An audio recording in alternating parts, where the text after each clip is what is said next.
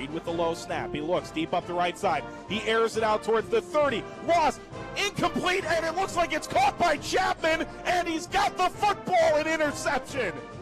3rd and 5 from the 34. It's a bubble screen. This is Wetzel. He's got the first down. The 35 gets through everybody to the 10, and he runs into the end zone for the touchdown.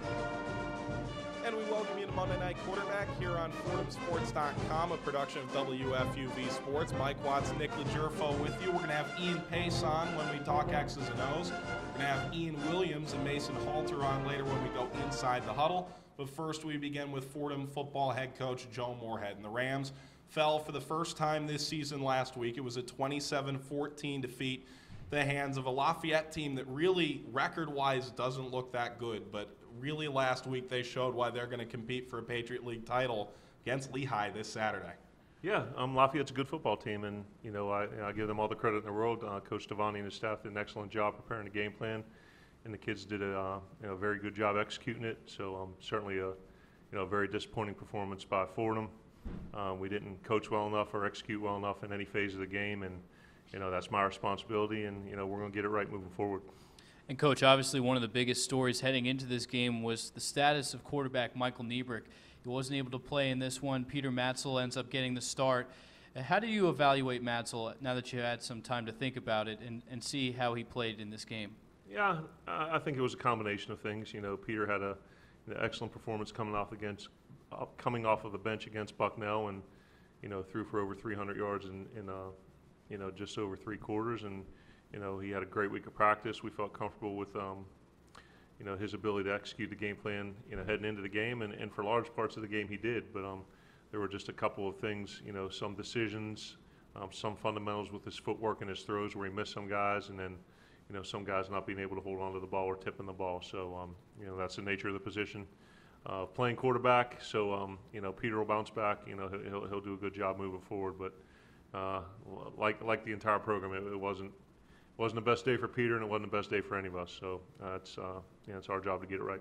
We'll talk further about Michael Niebrick's status for the Colgate game in our look ahead later on in the show. But Coach, when you look back at the last couple of weeks, very close games against Holy Cross and Bucknell. In hindsight, looking at whether it's turnovers or penalties, were there red flags that maybe could have been seen, especially now in hindsight where maybe it's a little easier to look back, where maybe you could have seen maybe the wheels coming off a little bit on the perfect season?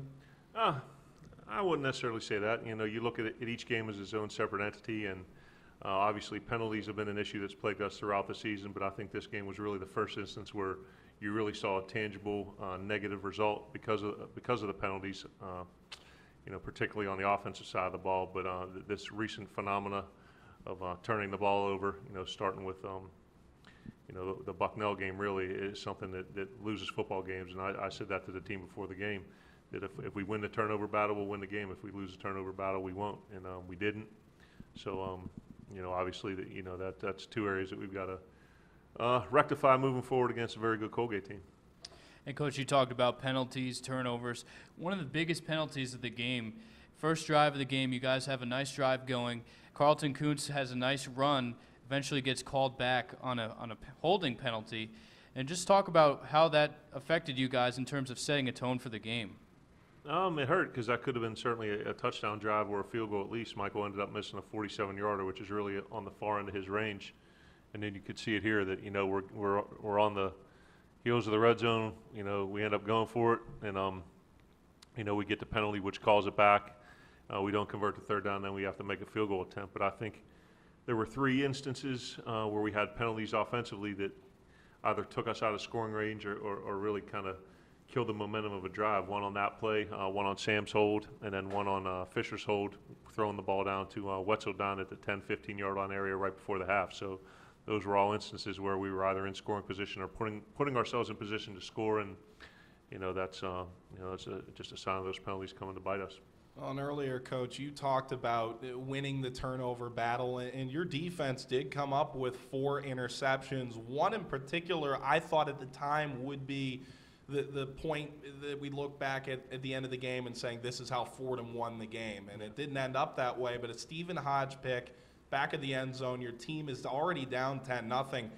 What was the feeling with the team at that point when you get that interception and then bring it down the field 80 yards for a touchdown? That was a huge momentum swing, and you know, take a look at the play there. We're in, you know, our red zone coverage, and they're trying to sneak the tight end over the top, and Steven made a tremendous play as he's done all year. And you know, we've been a very good red zone defense. I think we're first in the Patriot League in red zone defense, and you know, Steven's having a Patriot League, you know, defensive player of the year type of season, and he makes another impact play there. And you know, I believe we drove down and scored off of that turnover and turned it into points. But you know, it just the defense did a tremendous job throughout the day, creating turnovers and giving the opportunity the ball and possession, particularly in the third quarter. You know, we just didn't capitalize on it offensively.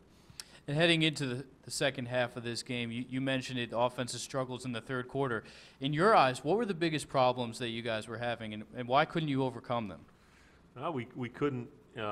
It was a combination of things. I mean, we just, you know, we were having a little bit of trouble running the ball.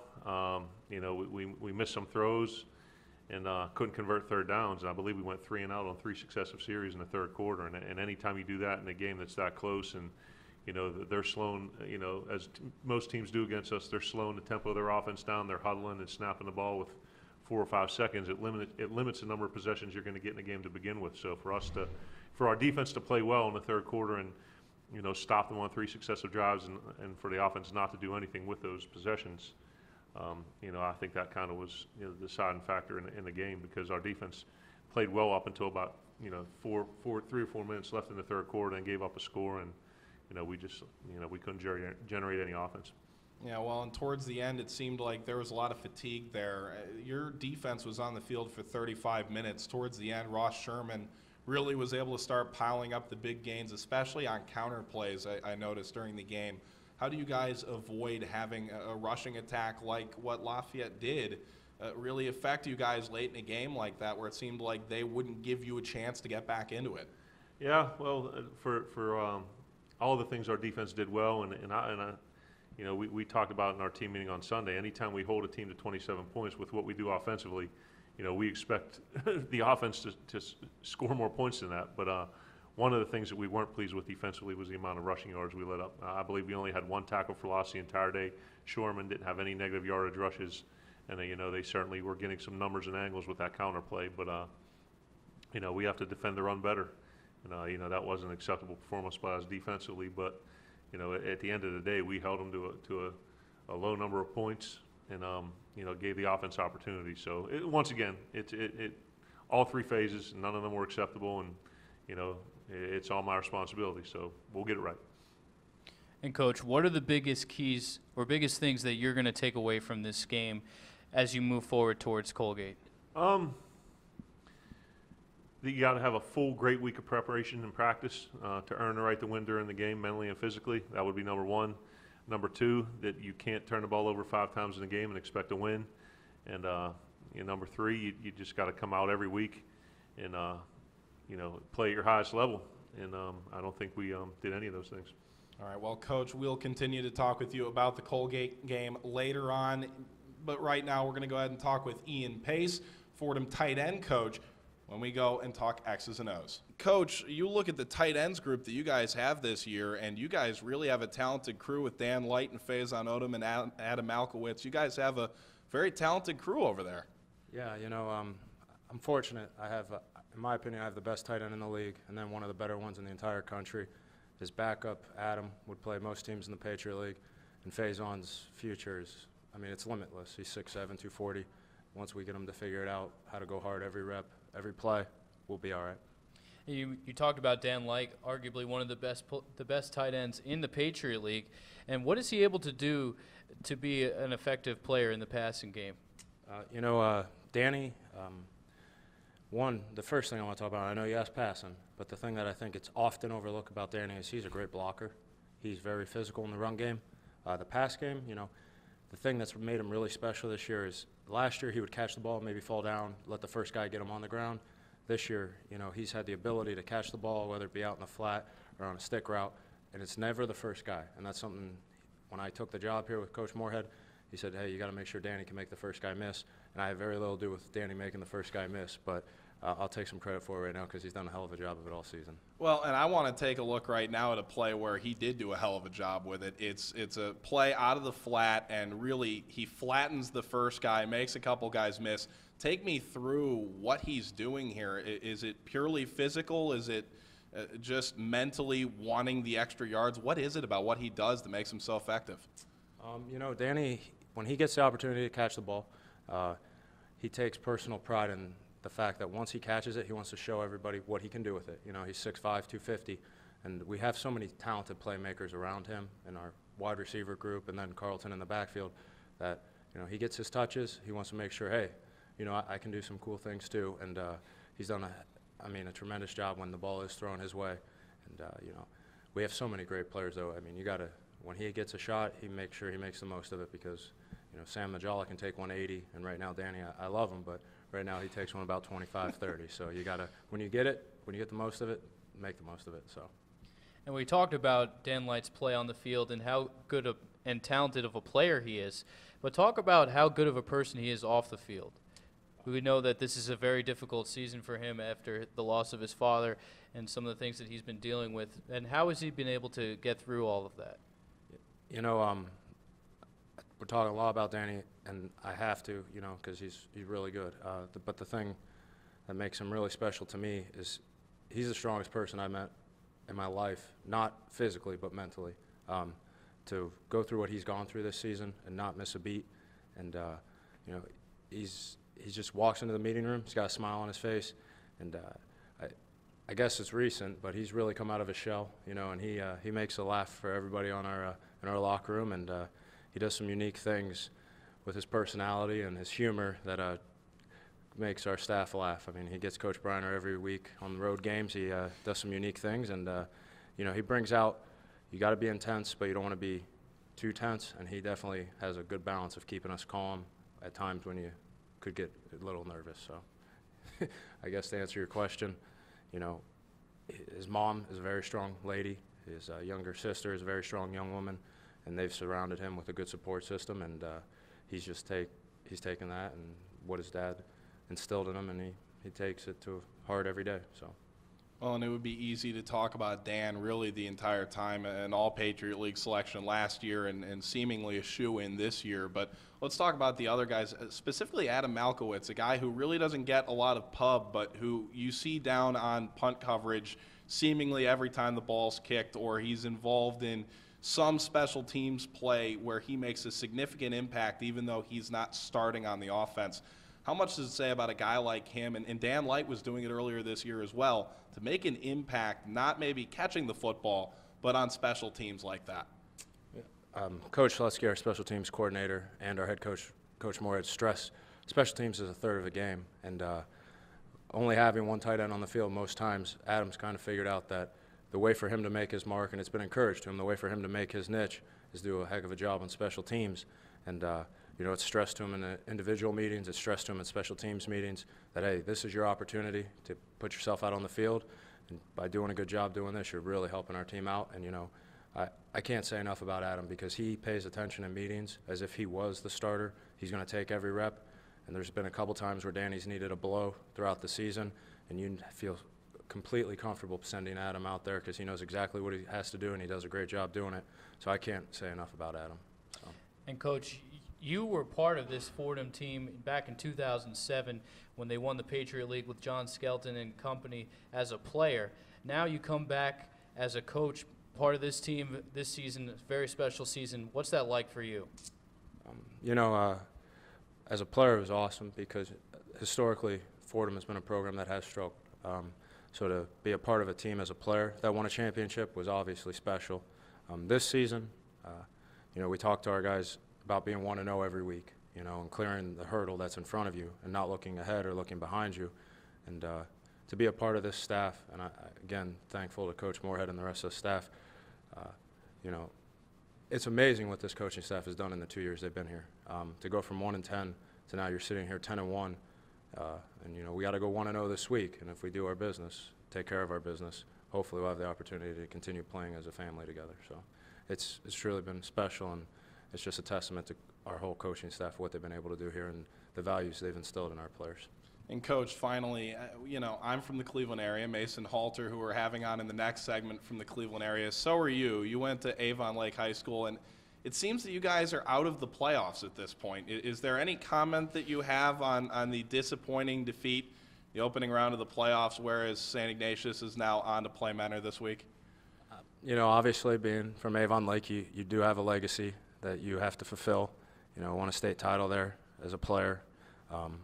It's tough because you have one city to recruit from. Those are your players. Right. And St. Ignatius, they have the entire metropolitan area of Cleveland and the surrounding suburbs, and they do a good job. That's obviously why they're able to find Mason Halter from Hinckley, Ohio. All right. So, it's disappointing that Avon Lake's out of the playoffs, and hopefully they'll bounce back again next year. And I wish St. Ignatius nothing but the best moving forward in the playoff run. This will be a conversation that continues off the air. I can promise you that. Well, Coach, thank you very much. Now we take you inside the huddle here with a couple of Fordham players that have made big impacts this season, including in last week's loss. We have Mason Halter, a junior offensive lineman who is the tallest person we've ever had on Monday Night Quarterback, and Ian Williams, who is not the tallest person we have ever had on Monday Night Quarterback. We're going to begin with Ian here for just a moment. Really a good performance for you, 2 interceptions, and now you've got 5 on the season. Take me through that. 4 on the season. So just take me through the impact plays you were able to make defensively this week. I just thank our coaches for putting us in the right position to make plays. You know what I'm saying? Lafayette, they got Mark Ross, a great, tremendous receiver who loves jump balls. You know what I'm saying? And we practice jump balls all week, and that just put us in a position to make the play when it happened. So when you went into this game defensively, what were you planning on in terms of trying to work a true freshman quarterback who didn't really turn the ball over much at all in his 3 previous starts? You were able to get 4 interceptions as a defense. Right. What specifically were you guys doing in game plans to try and make that happen? I think we just went to play our same defense. You know what I'm saying? Of course, we did a couple different things with Mark Ross being such a great receiver in our league. And besides that, we were going to try to stop the run and everything like that, and we just had to play.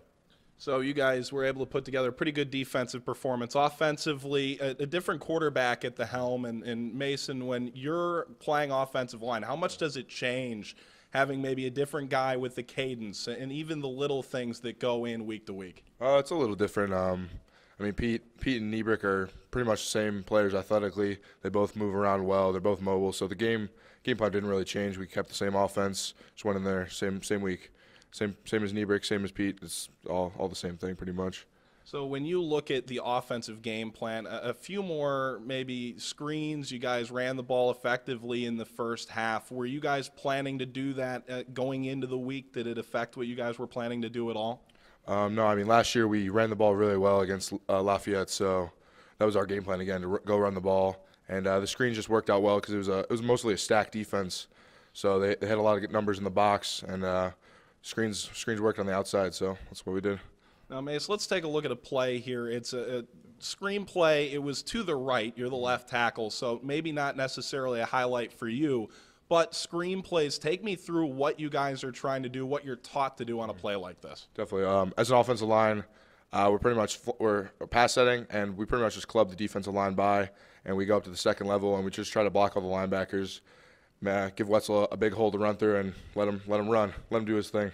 Well, and you guys have a good amount of athleticism really on the line. You played a little bit of tight end in high school, moved to left tackle. Thomas Fisher is very mobile at right tackle. How much does that affect you guys being able to get to that second level, whether it's a screen play or even on running plays?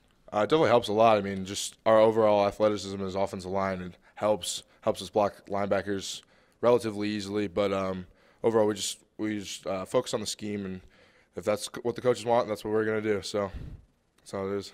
So a good week there for you guys rushing the football, especially in the first half. Let's go back defensively. And I mentioned how many interceptions you had, and really you and Jordan Chapman both have been extremely good, especially in man coverage, which you're expected to do a lot. You guys as a duo, how impressive is it to have 2 guys who really should be all conference when it's all said and done, playing on opposite sides of the field, especially when you have to cover a guy like Mark Ross?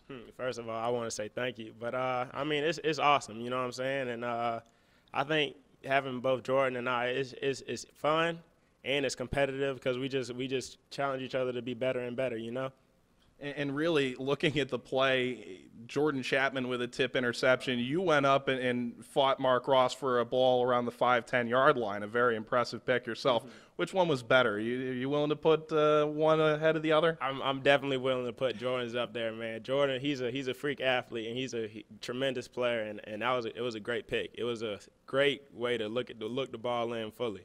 So knowing that you have a guy who can cover downfield like him, for you, that gives you a few more chances to come on the blitz, to maybe do different things. How much does that help to know you've got a shutdown corner on the other side? Does that change the game planning for you? I think it's just it depends on our defensive coordinator. He calls the plays, and we just try to make some. You know what I'm saying? Yeah, well, it's easy when you're the one trying to make the plays. There's some freak athleticism there, too. So taking a look at this week, both of you guys have been with the program for a while now, and 10-0, you guys go into the week, and to really fall the way you did, how frustrating was it for you guys throughout the game? Did you feel like there was more you could have done? I mean, it is frustrating. Of course it's frustrating, but I mean, in every loss, there's always something that you could see that you could get better off of. You know what I'm saying? And I feel like maybe this was a sign just to show us, hey, you can't be complacent. Hey, we got to get better each and every week. You know what I'm saying? And I think we're going to take strides from this loss. Well, hopefully, and as I turn to you, Mason, really for the offense, this was maybe the lowest point total of the season, but it seemed like you guys were just a hair off for much of the week. What can you guys do moving forward to Colgate to try and fix that? And how much do you as an offense look back at this last week as a learning experience? It's definitely a learning experience. I think our game plan for this week is just to go back to camp and focus on our technique and our fundamentals, and pretty much just go back to the basics and try to be a unit again, just be one big unit, and just go back out. And like in the beginning of the season, we were just killing our offense, and I think that's what we want to do against Colgate. So looking forward to this Colgate game, what have you seen already, whether it's on film or whether it's just what you remember from last year, a very tight game, and what do you anticipate seeing from them, what they're going to bring defensively at you guys? I mean, they're a great team. They have been a great team historically in the Patriot League. It's going to be a tough game. They don't really have anything to play for, but they're looking to upset us and send us home. So it's pretty much win or go home from here. So we're just going out there and we're going to play our hardest. Yeah, well, and as we turn to Ian here, you obviously remember last year, really a tight game down the line. What do you remember from that game? And if memory serves, that was the combination to the locker room password for a lot of the offseason. You guys took that loss very personally, didn't you? Yes, sir. And the thing that I remember mostly about that loss is just how close we were to having like those games that we won by less than 3 points, or we did lose by less than 3 points, and that's what we trained all offseason for. You know what I'm saying? To make those games that we won or lost by little, to make them bigger than 3 points, or make them blowouts. You know what I'm saying? So I think we got something coming for them. All right, well, Ian Williams, a Fordham cornerback who I think should be all Patriot League, and a Fordham left tackle, Mason Halter, who, when it's all said and done, could be receiving similar praise by the end of the year. Thank you, guys. Appreciate it. Thank you very much. Time to take a look ahead as Fordham prepares for their final regular season game of the year against Colgate, and we sit back down with Fordham football head coach Joe Morehead to do just that. And Coach, when you take a look at Gavin McCarney and the Colgate squad, it'd be easy to call them underachievers, but what do you see from them on film? It seems like they've got a nice squad there. Yeah, they're the reigning Patriot League champions, and you know, it was a track meet last year. I believe there was almost 1,200 yards of total offense, and they've got the preseason, offensive player of the year in Gavin McCarney, and you know, he's certainly a force to be reckoned with at any point during the season. But I mean, the big thing is you take a look at both sides of the ball, and you know, they've really been beset by injuries this year, and you know, I think they've done a good job battling adversity and coming back every week and figuring out a new way to score points and stop people. But you know, at the end of the day, I'm not sure there's a guy on our team that's beaten Colgate. So, you know, it's a tough place to play. They're very well coached. They play hard, and, you know, we're going to have to earn every inch. And there's been a lot of parity so far in the Patriot League. You look at teams like Lafayette, Lehigh, Colgate in contention till the very end. What do you think that parity says about the talent in the Patriot League?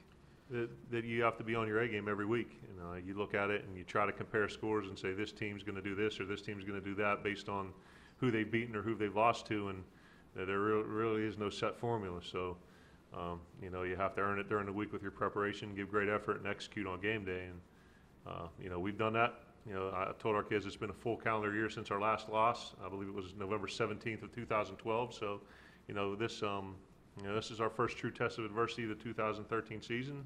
And, you know, I'm confident our kids will respond well. Well, and you guys dealt with some adversity last week. Quarterback Michael Niebrick, you told us last week on Monday Night, quarterback injured the meniscus in his knee, went through a lot of treatment to try and get back last week, was dressed and was an emergency replacement if they needed him to come in. What's his status this week and moving forward? And is there anything you feel that you might need to tailor your game plan to because of his injury?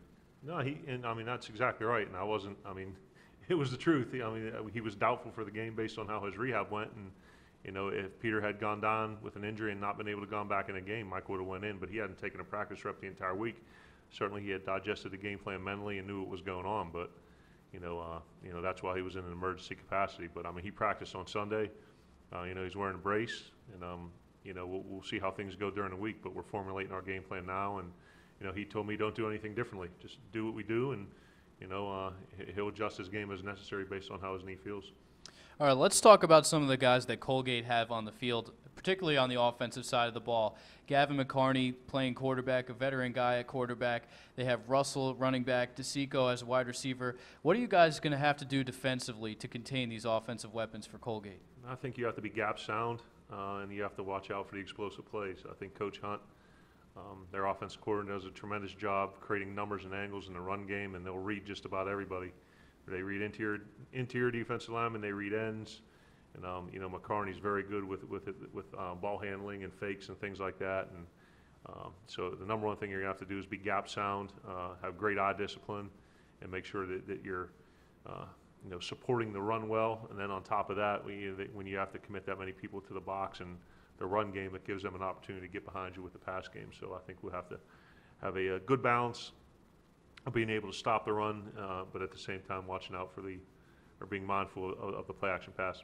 Well, and looking back at the last week of play, Ross Sherman really had an effective week against you guys. Really, the entire Lafayette running game did. So how do you make sure that a dual threat passer like Gavin McCarney is contained, and then the running game in total, which last year did very well against Fordham? Yeah, it's wish there were an easy solution, but I mean, at the end of the day, you have to kind of go through the film, you know, game plan, you know, see the things they do well, and you know, take your defensive personnel and what do they do well, and how you're going to stop it. And you know, I trust Coach Blackwell and his staff defensively to put together a good plan, which they've done, you know, a majority of the time this year. And at the end of the day, I'm not concerned about yards. I'm concerned about points. And you know, I think, you know, hopefully, you know, we'll be able to put a game plan together, but it's going to be very difficult. And obviously, Colgate is a team coming into this game that doesn't necessarily have anything to play for. You guys, on the other hand, have a lot to play for, fighting for an at-large playoff bid. How important would it be for you guys to win this game and try to get maybe a home playoff game?